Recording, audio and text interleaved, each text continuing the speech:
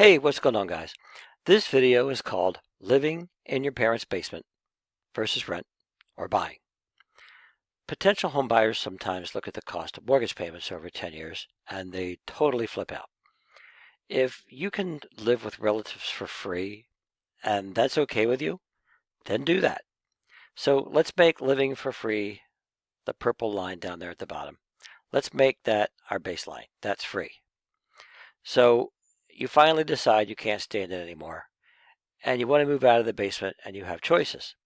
So you saw a $200,000 townhouse in Baltimore or Harford County that you can either rent or buy.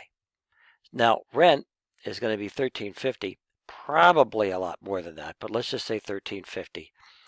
And we're going to assume very modest rent increases of about 1.5% each year. So here's the cumulative rent, this blue line, $1,350, and it grows a little bit each month. And this is cumulative. This is what you pay, adding it all up over time. Now, your alternative is to buy it, and it turns out that the payment, the monthly mortgage payment, is going to be about $1,350 also in the beginning. Now, that's the red line. So as time goes on, mortgage insurance falls a little each year, and the taxes and the insurance will probably rise a little each year.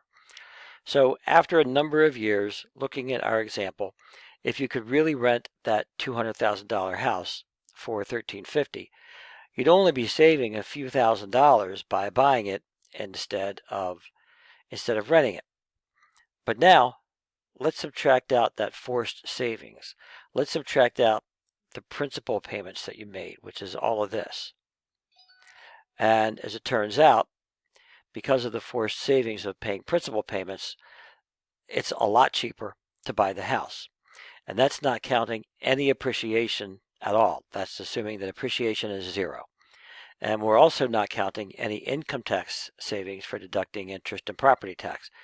This is just straight cumulative rent versus cumulative mortgage payments total.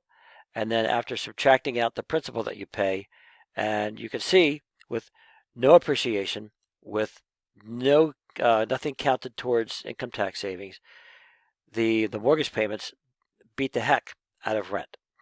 Bottom line is that in many areas in Baltimore and Harford, living in the basement might make sense if you can stand it, but renting makes no sense at all unless you plan to rent a place that's not nearly as nice as the property that you'd like to buy.